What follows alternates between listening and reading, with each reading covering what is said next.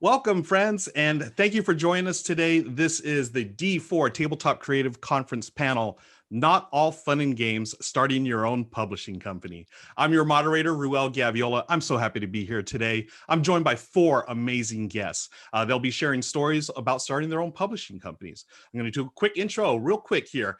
We've got Anne-Marie DeWitt. She is a game designer and co-owner of Fireside Games. Her credits include Bloodsuckers and Munchkin Panic. Jenn Ellis is part of an award-winning game design team and co-owner of Twogether Studios. That's Twogether Studios. They publish the card-based RPG Phoenix, Dawn Command, Illimat, and Action Cats. Patrick Leader is the founder and creative director of Leader Games. Titles released include Root, Vast, The Crystal Caverns, Fort, and Oath, Chronicles of Empire and Exile. And last but certainly not least, we have Matthew Lillard, a voice actor, director, and producer, and one of the owners of Beadle and Grimms Pandemonium Warehouse, which produces high-end accessories to enhance your tabletop role-playing experience. Hello, friends. Thank you again for joining me. How are y'all today? Great. Hey, Great. glad to be here. Thank you for having us. Yeah, thanks so much. Awesome. You know, our time is limited, so let's just jump right into it. Let's talk about starting your own publishing company. And I'm just going to open it up to the panel here. What are some of the things or one thing that you wish you would have known before you started a publishing company? I'm just going to open it up. Anyone feel free to answer. I feel like this is going to come up in every interview on this topic. And then it's like a real job interview. And I go, oh, I did not prepare for this question at all. So someone else. This question actually really stumped me because I feel like one of the main things that I've had to get used to is making mistakes every single day, and getting used to that. And so I learn something every day that I could have done better, or a way that I might pivot slightly or refine. So I think it's just a hard lesson in failing forward all the time. But I also think that a major thing that has really helped me is to start knowing what kind of company you want to make and why you want to make it. Because the industry is so chock full of people who are going to support you and give advice whenever you're going to have that point where you're like, I wish I don't know something and I need to find out. But that advice is going to come from their point of view, and it may not fit your business model or why you want to do what you want to do. I mean, there's four of us on this panel that have four different types of companies and are doing it for different reasons, I'm sure. So just like a job interview, I'm going to not really answer the question and say,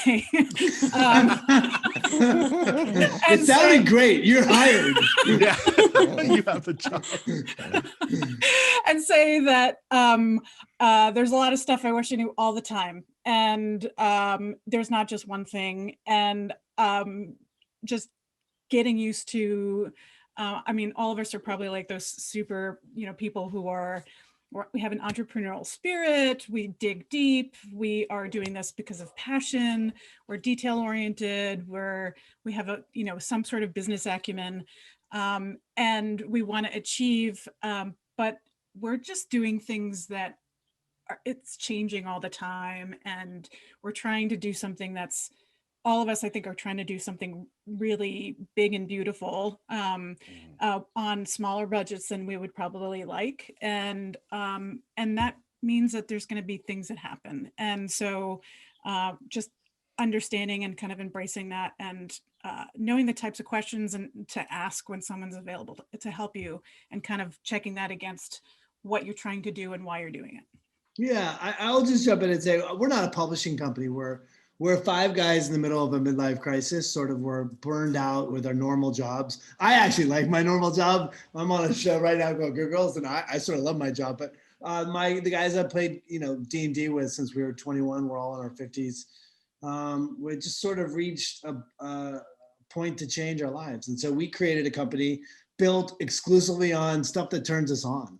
And my whole thing, and what I'm hearing you say, Jenn, is that, you're building a company around what you're passionate about. And when you're pulling a company up by its bootstraps and you're growing day in and day out and making mistakes, you have to be in love with what you're doing. And I also think that you have to follow that light, and you have to really you have to be fearless, and there's never going to be a perfect time to do anything.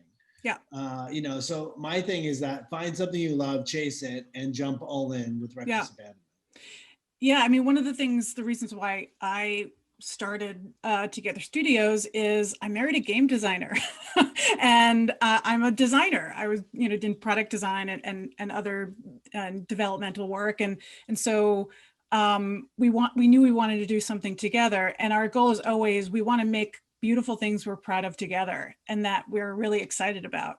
And so sometimes, and we partner with people. We partnered with the McElroys for the Adventure Zone game that just came out, and all these other great things. And sometimes we get approached from people where I'm like, I'm not sure if I could really get a lot of joy out of making that. I don't think the best product is really what I want to do. And we have to sometimes say no, because, you know, we just won't really get that joy out of making it. And so that's kind of always our thing. So like I said, I don't consider myself a traditional publisher either. I'm more of like a design studio that self-publishes. So yeah. Yeah, I would add to all of that. I agree with everything everyone has said, but I think I would add that I'm kind of glad I didn't know what I didn't know when I started, because it might have been too intimidating to be faced with, you know, all the unknowns all at once. Right. And when you do something entrepreneurial, I mean, I think the best thing is to just trust yourself. You know, just you have to kind of fling yourself into the moment, into the opportunities, and just trust that you'll have the resources you need when you need them, you know. And there are just, as an entrepreneur, so many, as Jenn was mentioning, you know, if you're operating on small budgets, there are so many hats that you need to wear and so much expertise that you need, you know, and you know, like Jenn was saying again, you know, you feel like you're constantly failing, you know, and maybe you are, you know, but you're pulling it together. You're doing what it takes, you know, to meet the moment and to put out there this thing that you love, you know. And I think that's the thing that I would probably, you know, recommend to anyone, you know, wanting to start something entrepreneurial, is making sure that you're always connected to why you're doing what you're doing, you know, and connect to that love. And you're going to need that to pull you through all the things that you need to be brave about. Like the theme of failure running through this. My daughter, like whenever she gets really frustrated, it's something I say, you know, last time I said, I fail for a living, you know, so or maybe I don't fail for a living, but I have the expectation that I'm going to have to fail to get through my day.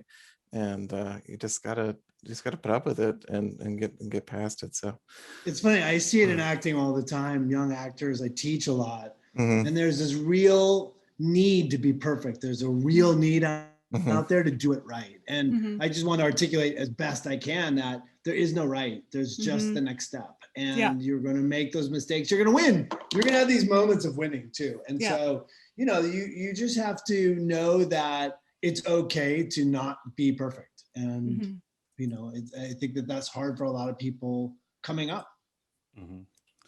On that note, when you do hit those walls or those obstacles that you meet, and you know you're trying to get through it, what are there different techniques or methods that you use to, like, do you just put something aside and work on something else? How do you push forward? Yes, I set it aside and I work on one of the other fires on my desk. And I go, why did I not design today? And then I come back and design at 10 at night. Yes. So for me, there's a lot of that. And then there's a lot of, fortunately, I've been blessed with the ability to, and I think this helps the entrepreneurial part, is like, you know, someone was like, you got to learn logistics now. So I just went and learned logistics, you know, and it didn't take me very long to do it. But yeah, like I'll go and interview other people about that topic. You know, what's the source of the failure, and I'll go talk to the people in the industry who had success with that and talk to them about it. And I'm willing to talk to people who've had failure too, and just to see where that, you know, is it the failure, like the person do something, or is it the, you know, is it there's failure, you know, because they hit some sort of problem in that situation. So yeah, I think leaning on expertise, and then also I think finding similar situations where you have met the same kind of challenge in the past, and reminding yourself of those things that you did, and those similar ways of addressing, whatever it is, and just reminding yourself, like, you made it through that, you've made it through everything, to come to this point. So taking some deep breaths, getting some expertise, and then reminding yourself you've made it this far, and just go into it. Yeah, I just drink a lot. I drink all the time. I'm like, yeah, I'm 27. I just look like I'm 50. No, I have a company of 5 of my best friends. So there's fellowship, the idea of fellowship. And it's funny, you were saying, Patrick, that like you out and ask people in this theme of like seeking help. I'm curious how you guys found people in the industry to hook up with. I mean, I think that I'm glad, because our company's very insular, and I can let my friends, and I can say, hey, I'm having a real crap day, somebody else take over. But in terms of like you guys and finding that base in the community, how did you do that? Well, for us, it started, Justin started off in the board game industry working for Steve Jackson Games. He and Phil Reed, who's the CEO of Steve Jackson Games, were on one of the old forums. I can't remember what they're called anymore, but before we had social media, they were on some forums, talking about different games. There was one. It's the one that Unmatched is based on. Oh, do you remember Star Wars Duels? Star Wars Duels, Epic Duels. So it started off with the both of them just talking about Epic Duels, and then he was a graphic designer, animator, illustrator at the time, and Phil invited him to come, buy Steve Jackson Games, bring his portfolio, and so he did. He thumbed through it. He said, "You look competent," and said, "You're hired," and so he started working there, and he learned everything about board games, started dreaming up board game ideas, and so that was our start, kind of getting to know people and that expertise, and having Phil Reed in our corner, and then Steve Jackson himself, and everyone at that company. And then beyond that, it was when we started our company, going to conventions, and you just you talk to your the person in the booth next to you, and you give them chocolate, they give you Skittles, whatever, and just getting to know each other at the shows. It's kind of like, I feel like it's an industry based on, oh yeah, I know a guy. Yeah. There's just like, even if someone doesn't know, they kind of pass you over to someone else who does know, and kind of connect you up. And so I think, just having I think I've always been a person who is the first person raising their hand who has a question type person, but I also believe, and I think I learned this from my mother, that everyone loves to talk about something that they really know about, even if they're not in the game industry. And if you have a curiosity about logistics, asking anybody about that, even if they're not in tabletop games or some, everyone is shipping something, and everyone wants to know, what do you like to talk about? And I've always been a person who has a lot of questions, annoyingly, probably. I firmly subscribed to Jamie Stegmaier during the beginning, and we I think it started like a year before I did, but maybe a lot earlier. It's hard to say when somebody started, but he said in his blog, like, do 10 nice things a day. And I certainly don't do 10, it's an aspirational thing, but I started helping people with design on Twitter and Facebook that I knew, and they, that slowly expanded my network. And so when it came time for me to release my first real Kickstarter, there was I had such a big network of people built up already when I started by just doing nice things, which sounds really self-serving, but I think I helped a lot of people too. So it comes back to that whole golden rule, right? You treat people the way you want to be treated, and it just it comes back around. I fully subscribe to that as well. Just going along this whole positive energy thing, what was something that was easier during the process than you thought it would be? Because we talk about all the difficulties, obstacles, challenges. Was there anything that was easier that you found that was easier to do when you started your companies? Nope.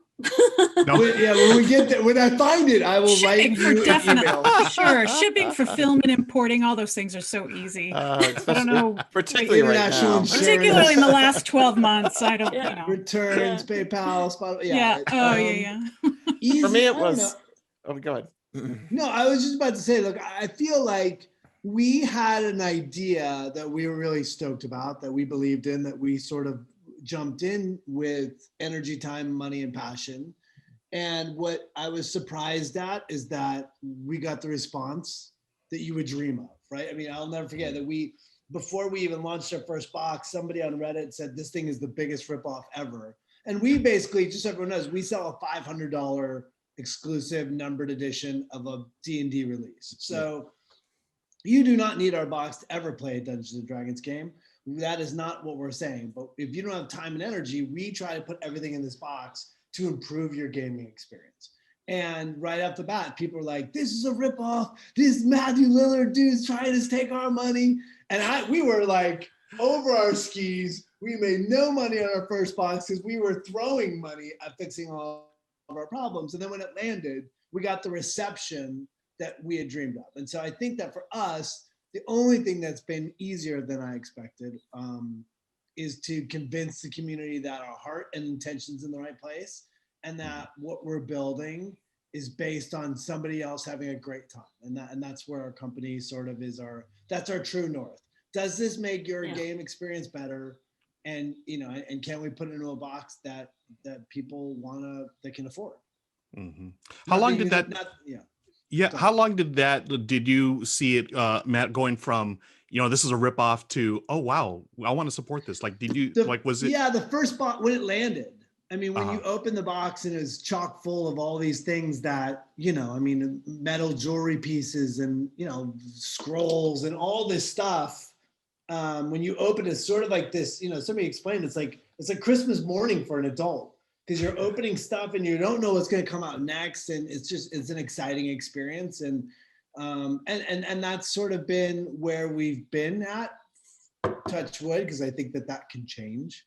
But we still all have our day jobs. So our company runs from 6 p.m. at night till 12 o'clock at night, which is miserable. And we've never taken it. We've just started taking like a small amount of money at the end of the year. But we're like a legit company. Like we have 3 people that work for us, and like we're doing all kinds of fun stuff. So it's changing. So hopefully we have that same commitment from our fans and the passion for our boxes now as we will, hopefully in the years to come. And just as a side note, of course, I'm married to Keith Baker, who is creator of Eberron for D&D. Sure, of course. And when he unboxed his Beadle and Grimms Eberron set, he didn't cry, but I've known him long enough to kind of know that like this, we build a lot on artifacts on our own games and kind of creating a milieu at the table, and to have someone do that to a world that he created in a way that he enjoyed so much was, you guys do such an amazing job. I just wanted to kind of share. He was very sweet and was hands on the project. Yeah. And look, that's a great example. That sort of reverence we have for him and his work, and the money and energy and time and commitment we put in that box was to honor him and his work in that world. So that's look, and that's where like we don't produce, we're not writing content yet, but that's our goal. That's where we want to go. We want to be writing content. So, but thank you for saying that. It's very sweet. No, it was really great. What about you, Patrick or Anne-Marie? Did you find anything that was easier or easier than you thought it would be? Easier than I thought it would be. Well, I would say that I adapted to kind of the extroverted kind of personality you need to have to especially be in the board game industry and go to the shows and be involved in the marketing and all the networking. And I'm very, very bookish. My natural state is like in a nice lounge chair with a book, and no one talking to me, and so I didn't, I really underestimated, how much I would need to kind of pull out, extroversion and now I'm a more extroverted person. I enjoy, talking with people. I get energy from and excitement about talking about the business and talking about, passion projects that everyone's working on. And I've really missed, getting to see everyone and going to the shows and everything. So I think that's one of the things that I both didn't expect and then actually came a little more easy for me than I expected it would. Jen, did you want to say something? Me? Oh, yeah. No, I think one of the things that was interesting for us is that we've always wanted to partner with lots of different creatives to make games, and that's part of our tabletop experience and what we make as Twogether Studios. And so, one of the big ones was Illimat with the band the Decemberists, and that was easy because they were really into playing games. And we kind of thought, I met Chris Funk because of you. Yeah. Yeah. And so it was kind of like, all right, so when we started approaching different people about how we wanted to approach something, like we don't really want to just license it. We want to do it, kind of our brand of working and collaborating with folks whom you might not associate with tabletop games. In the process of doing that, tabletop games have exploded to a point and have become part of our culture to a point where we don't have to really sell that as much as we used to. We'd be like, oh yeah, of course. Some of the people that we're working on now, which we can't talk about yet, it will blow your minds of like, this is the collaboration, and it's really exciting because I feel like people get what we do a little bit more than even just 3 or 4 years ago. So for me, it's piggybacking off Anne-Marie a little bit. It's the first year. So I went to Gen Con in 2012 with James Manthe with Minion Games and sold my first game. Didn't do very well. No one looked it up. Commanding a 4.8 on BGG. And, but, and I was really nervous before I left. And then like in 2015, I just brought Vast. I spent like the night before, like cutting tiles for the game, like out by hand. And I was going to be in the, someone else's booth, like one of the Omni booths, and like I had like two 2-hour shifts, per day or something like that, where I could show Vast to people. And I went to that show super nervous and scared, and David came with me, the other designer of Vast. And by Saturday, I was running Vast all day. Like I did 7 demos, like full games back to back that day. And so like a year before then, I had been like a systems analyst. I just lost my jobs, having my midlife crisis and trying to turn my life around. And then I was scared to death when I got to my first show. And now I really, really miss shows right now. I really want to go back and interact with people and teach people how to play my games. And that was really easy for me. It was scary, but once I got into it, I was like, yeah, I love this. I love talking to people. So awesome. Yeah. So what if we go back in time a little bit and none of y'all, you don't have your companies, you haven't started anything. What if you started right now? We're just coming out of the pandemic. What are some of the things you might do differently at this point if you started right now today? I'd be really cautious right now because the factories have no capacity. That is so sadly true. It's ridiculous. That's the one thing there's so many moving parts, and the human supply chain and the chain of supply is really fragile. I mean, if you're not already a big percentage of whatever your supplier's like thing is, it's going to be hard to get in right now. Sorry, go ahead. Someone else give a real answer. That was fun. I mean, look, the reality is that in this pandemic, our sales went through the roof. I mean, it was great for us. And I do think that there is, in this moment of human, buckling down and committing to being home and being stuck indoors. I mean, there's been this sort of collection of people finding the joy in games again. And so the reality is that it's a great time to get in, because I do think that it's like the golden era of board games. I mean, I don't, you guys can speak to it better than I can, but the popularity of Gen Con, I'll never forget the first time I walked into Gen Con 3 years ago. We were at Wormwood's booth, and in the back of their booth, and they were, lucky enough we were lucky enough they hosted us, but looking around and seeing that world and seeing the community and seeing all the creators, and it was mind blowing. And I do think that the universe is full of bounty. And I do think that if you are interested in doing something, there's a real passion for board games right now. But what would I do? I don't know. I mean, I'd get into Bitcoin and then transfer right over to the game universe as you're a gazillionaire. Bitcoin. Yeah, exactly. A little Dogecoin. Yeah. Oh Doge it up. gosh. So much FOMO. Please tell me the next one. Can someone call me, please, and tell me what the next one is? Seriously, me too. Sorry, who else has it? What about you, Anne Marie? What anything you do differently now? I mean, you've had a lot of success with Castle Panic. That's your evergreen, right? What if we started from scratch right now? What would be different? Well, we started as a traditional publisher, developing our games and putting them through distribution to retailers, and that's the model that we've been, living by since 2009, and we've been slow to move to Kickstarter for various reasons, and we're doing our first real Kickstarter. We had one. That we had to cancel last June because people wanted the full. It was just a deluxe version of the base game. We didn't know if our fans would want the full thing, so that was a nice test. What we heard was they wanted deluxe versions of the base game and all the expansions in one big box, and so that's what this Kickstarter is all about.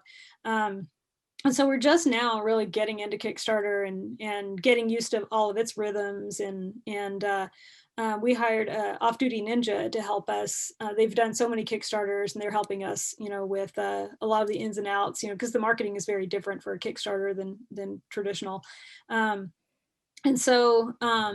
So I would say if you're starting now, if I were to start now, and how that would look different from how we started in 2009, I would, definitely Kickstarter would be a component. But I think, some people think they just throw it on Kickstarter and it's a get rich quick scheme. There's a lot of marketing, a lot of, know-how you need, to have a successful campaign. So yeah, Kickstarter would definitely be a core component, but I would read Jamie Stegmaier's blog and, talk with people about Kickstarters, follow Kickstarters, back Kickstarters, start to learn the rhythms and the business, that's kind of dictated by how those are run.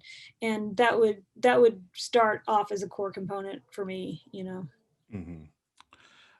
Patrick, just going along that, you've seen much success on Kickstarter. If you started today, would it still be a part of your plans moving forward? Absolutely. The margins are so good for direct sales, which is really what you're doing, right? We make 4 to 5 times as much per unit that goes out the door on a Kickstarter, and so even if it's not just the money up front, which we can afford to print games without that money now, it's knowing that you can secure that many sales so fast at, right off the bat, that you want to capitalize on. Plus it just gives us velocity, right? Because we can, we have money, we can print other titles like Fort, but we can also keep doing cool stuff like Root the Marauder. It's also like an unbelievable platform for promotion. I mean, that's where people go to find these incredible games these days. I mean, that's not it's so much more than a base to build, money and opportunity. It's like promotion. And then I would say, like, if you're starting now, to own every process that you can as soon as you can. So absolutely. And then if it is taking more than 40 hours a week on your desk, then you need to figure out how to get someone in there to do it for you. So can you explain what you mean by that? You're talking about like shipping and yeah, once shipping was taking more than 40 hours of my day, my week. it has felt like that. It's funny you said working till midnight, because I remember like when I was having to contract program, and I'd still stay up till 2 or 3 in the morning getting it done. But yeah, so once you have something that takes 20 to 40 hours every week, you have to get that onto someone else's desk. And I took a huge pay cut to put other people to work to get that going. And it's just the reality of it, because if you keep doing that, you're going to burn out, or you're not going to have time to make the real decisions or do the real design work you got to do. So you got to get this off your desk.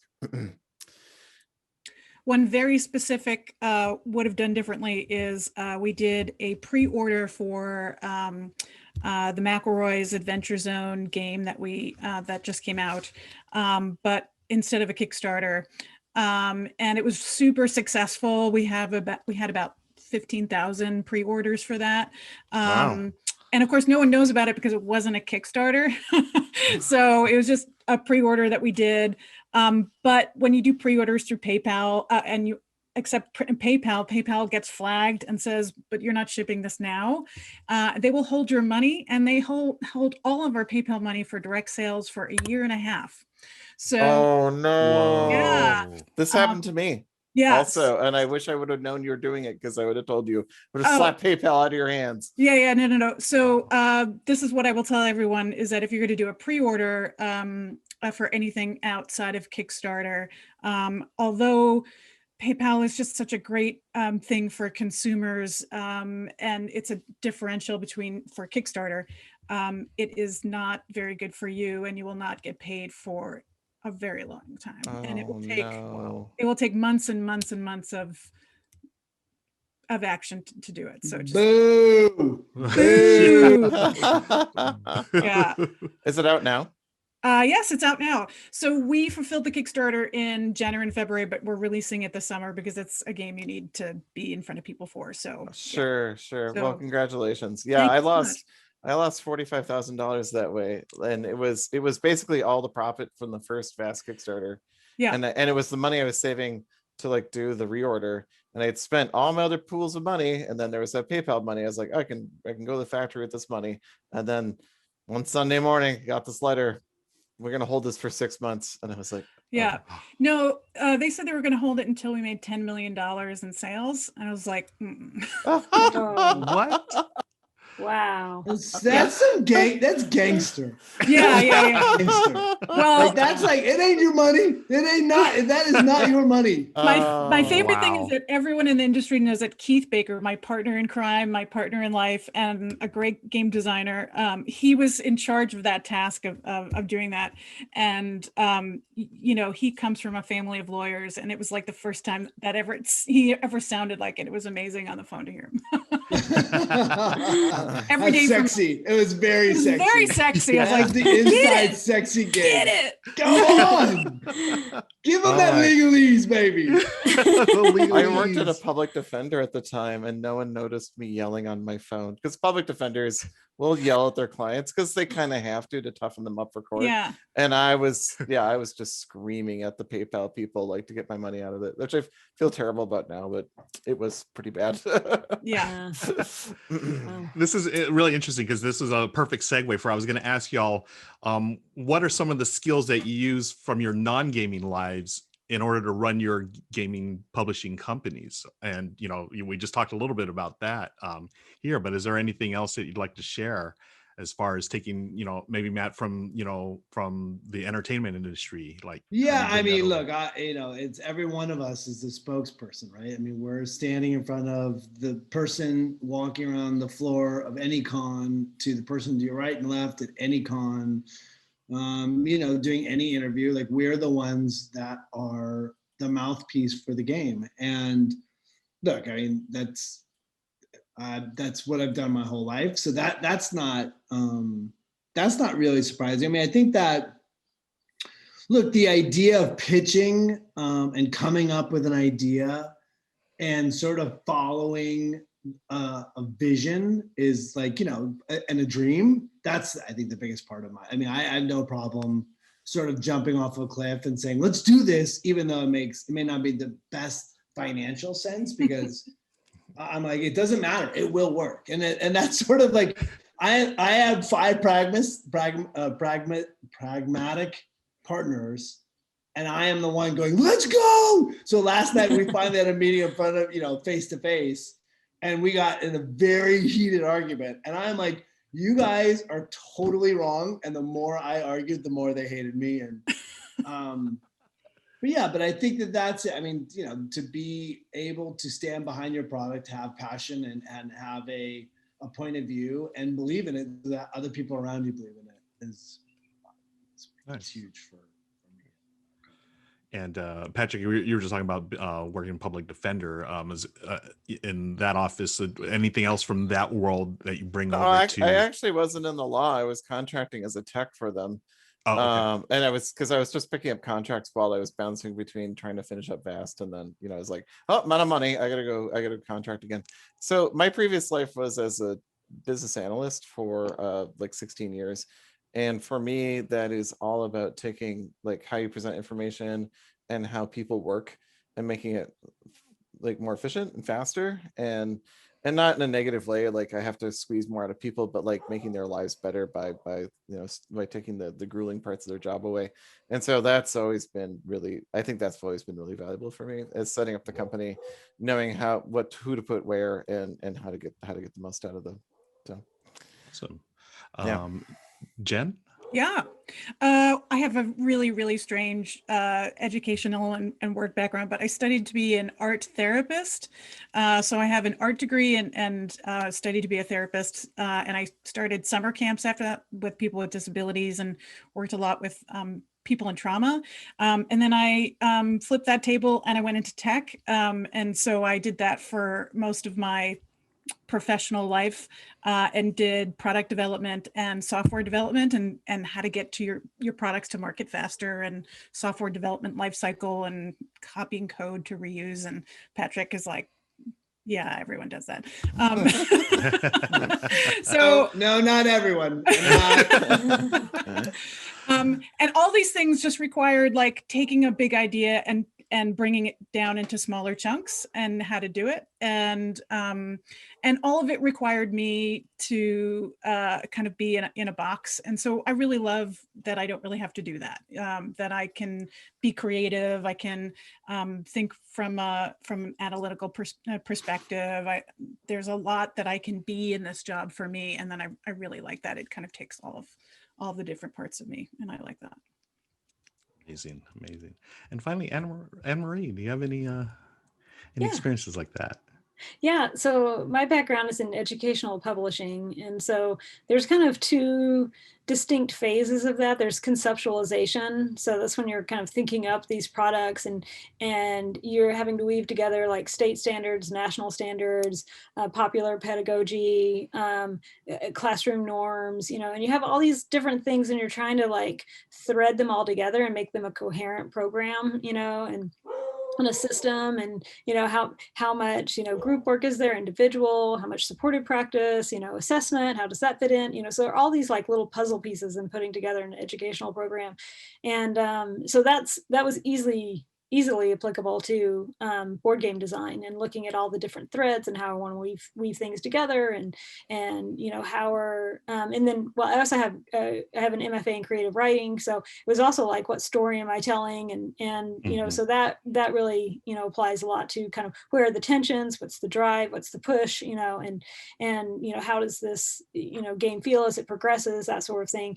And then there's like processes. So once you have in educational publishing, you have your concept down, then you have to go into development and production. And then it becomes, it's less creative and a little more analytical, but then also people management, so, you're asking people to get involved, and now it's this cooperative experience, that people take as competitive within, the same, company. So a lot of, I took a lot of that experience and a lot of that, like, so a lot of the competition, and I think we underestimate like the role that shame plays in workplaces, you know, and how people try to use shame, you know, to motivate people, as opposed to like, you know, having trust among team members and you know, using that trust to actually like kind of take tempers down and actually get something done, you know. So I think then that That's experience. an amazing statement that you just made. And I would go to a panel that you created on that at any game convention.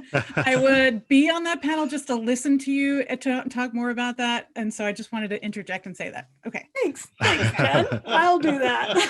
Yeah.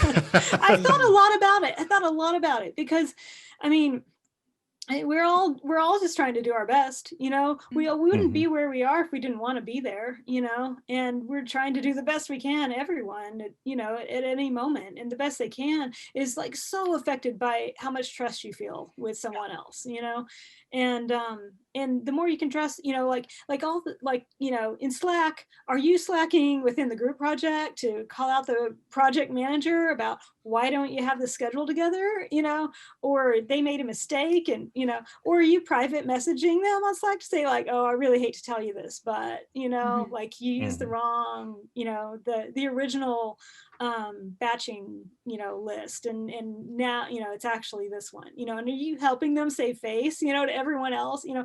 And you do things like small things like that, and you build trust, then you're like, the shoulders go down, you know, and people want to work with you. People want to, you know, they want to be on a team with you, and then they're motivated to do things better. You know, the shaming just really works against, you know, what you're trying to do as a company. So I think those observations, and you know, in educational publishing, and seeing kind of the failed ways that people try to, you know, get things done or protect themselves, or you know, and just kind of like paying attention to humanity, what it is to be human, and you know, and where, in just being really mindful of like where people are when they're being human, when that humanity's, you know, like helping, and when it's, you know, holding everything back, you know. So, you know. Awesome.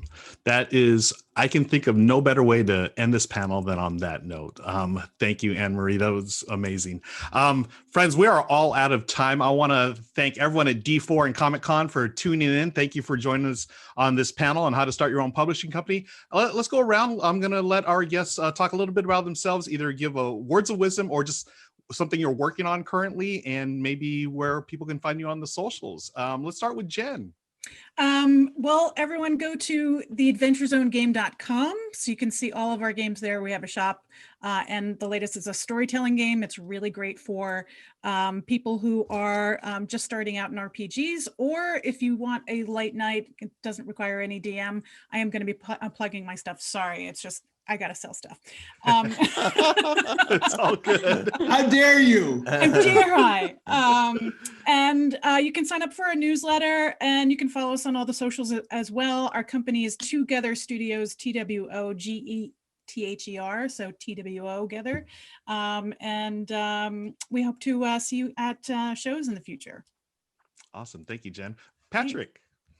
Yeah, you can find us on Twitter at Leader Games, which is LEDER Games, leadergames.com. If you want to follow me, I'm at Patrick Leader on Twitter, and I have recently divided those two into two different topics. So my poop posting goes over here, and my company stuff goes over here. But I do a lot of AMAs about how to design, publish, and market frequently, every time I'm bored, basically. And we're currently taking pre-orders for Oath, which we just got and finally got in North America, and we're starting to ship that out. And we're working on a new project we haven't announced yet for this fall before Kickstarter. Awesome. Thank you, Patrick. Anne-Marie.